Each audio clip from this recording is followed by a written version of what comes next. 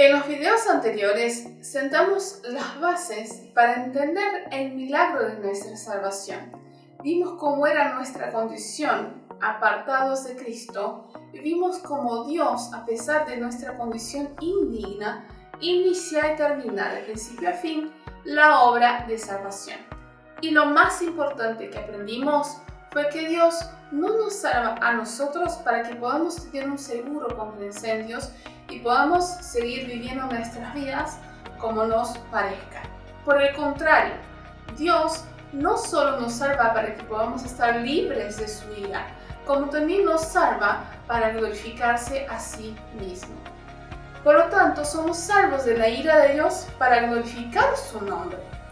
Hoy vamos a ver lo que significa vivir en los caminos de Dios. Bienvenidos. Esta es la serie Buen Comienzo de nuestro programa corto pero fundamental.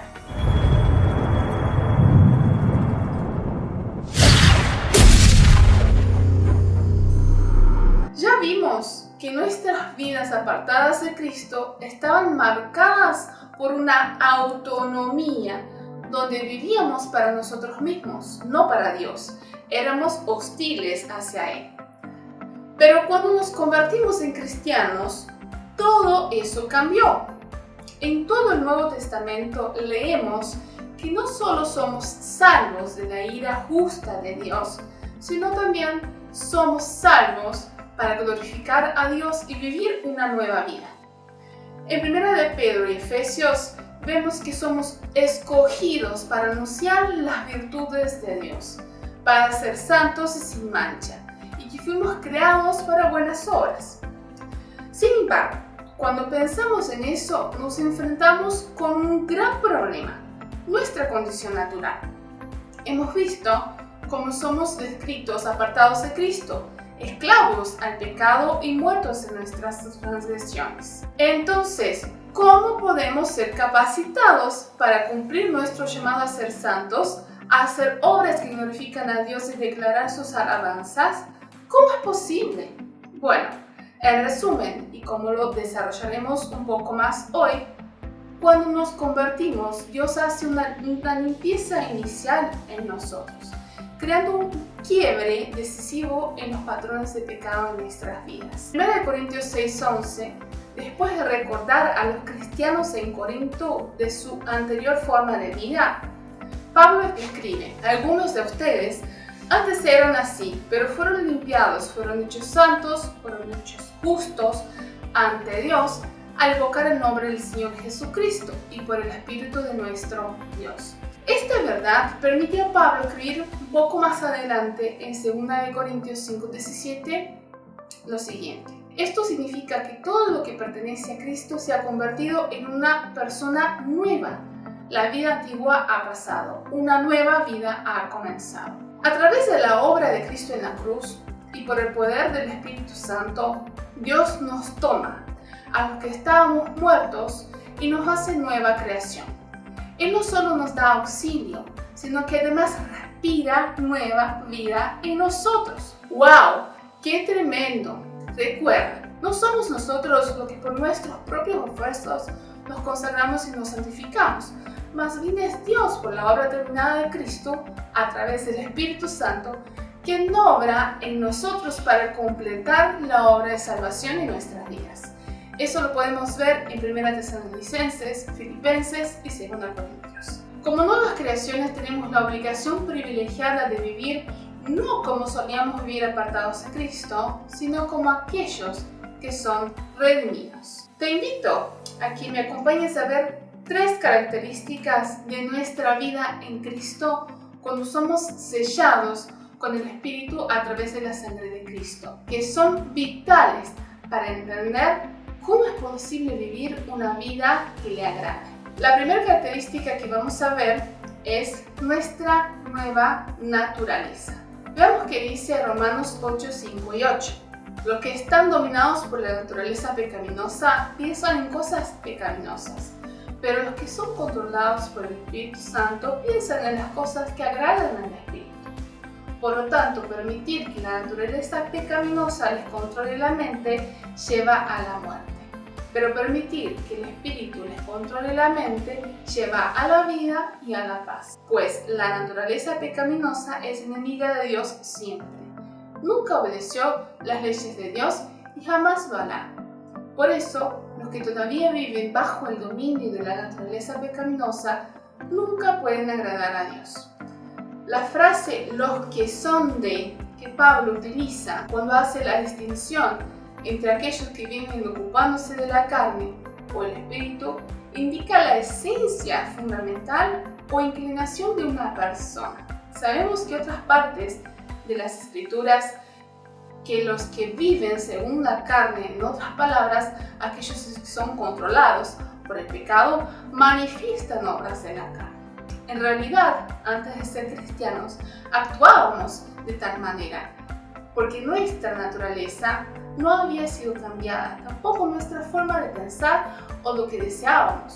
Todo nuestro ser se encontraba orientado hacia las cosas de la naturaleza pecaminosa. Y Pablo dice en el versículo 7 de Romanos 8, la mente pecaminosa es hostil a Dios y no se somete a Dios, porque no puede, es incapaz de hacerlo, no tiene los medios para hacerlo. Pero los que viven conforme al Espíritu, aquellos que son habitados por Él, han recibido una nueva naturaleza y ahora operan bajo una mentalidad totalmente diferente, una que está viva a lo que el Espíritu desea.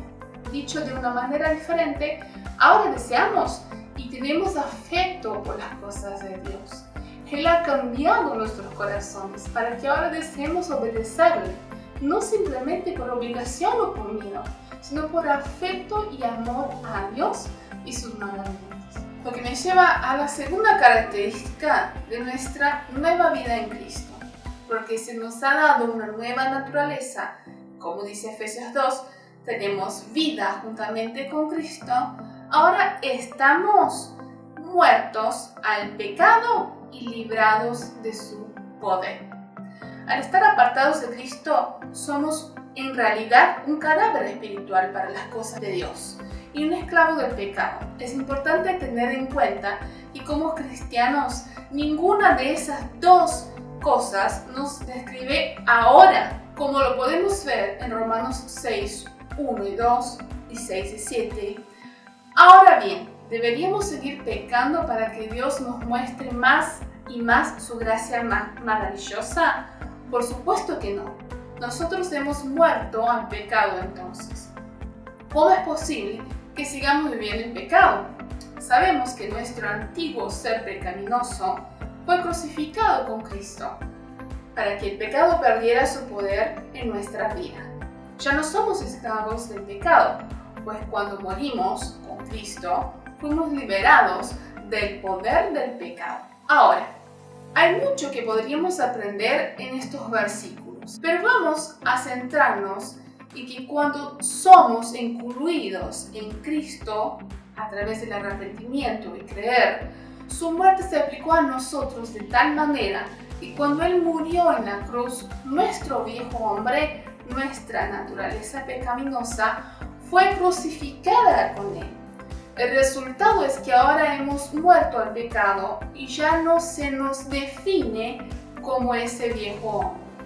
Así que seguir viviendo en pecado es totalmente contrario a la nueva realidad de nuestra vida espiritual, que ha tomado su lugar dentro de nosotros. Así que en nuestra forma de vida anterior estábamos muertos a Dios. Ahora estamos vivos para Dios y estamos muertos al pecado. El pecado, por lo tanto, ya no es nuestro amo como lo fue una vez.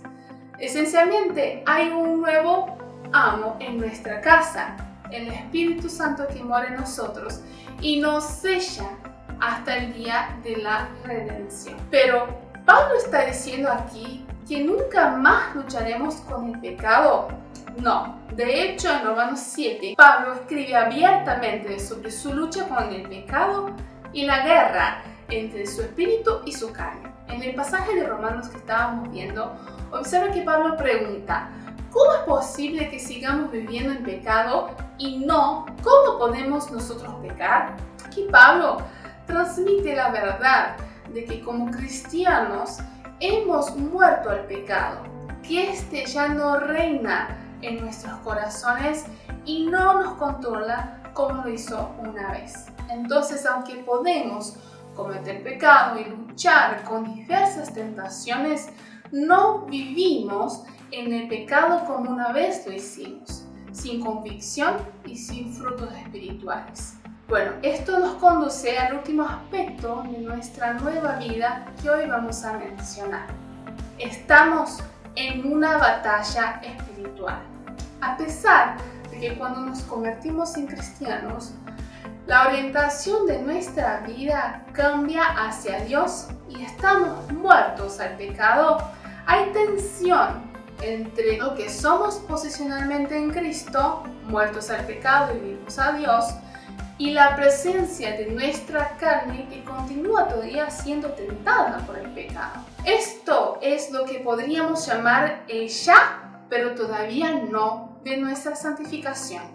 Ya estamos muertos al pecado y vivos para Dios en Cristo, lo que nos permite reconocer y superar nuestro pecado, pero todavía no estamos completamente santificados, lo que significa que el pecado aún tiene una presencia en nuestras vidas. Por lo tanto, ahora hay un conflicto en nosotros entre la carne y el espíritu.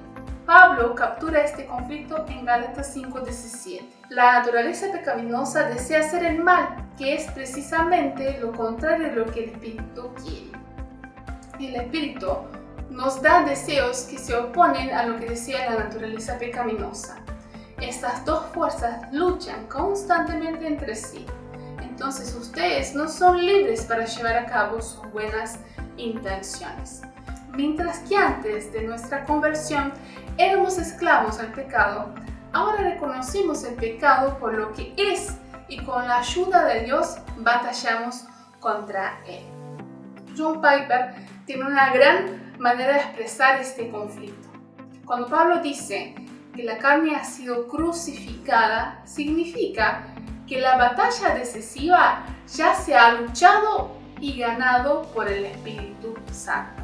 El Espíritu ha capturado la capital y rompió la retaguardia del movimiento de resistencia.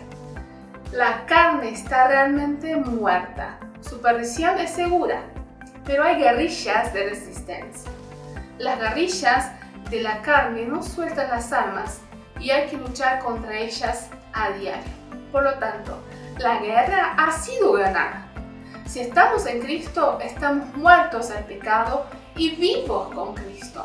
Pero todavía hay batallas que debemos luchar. Toda exhortación para que los cristianos pongan al pecado lejos de ellos es un llamado a nosotros para poner cada vez más en práctica lo que somos en Cristo por posición. Si este video te gustó, compártelo con tus amigos, dale like, no olvides de suscribirte y activar la campanita, así podés recibir todas nuestras novedades. Nos vemos en el próximo video. Chao, chao.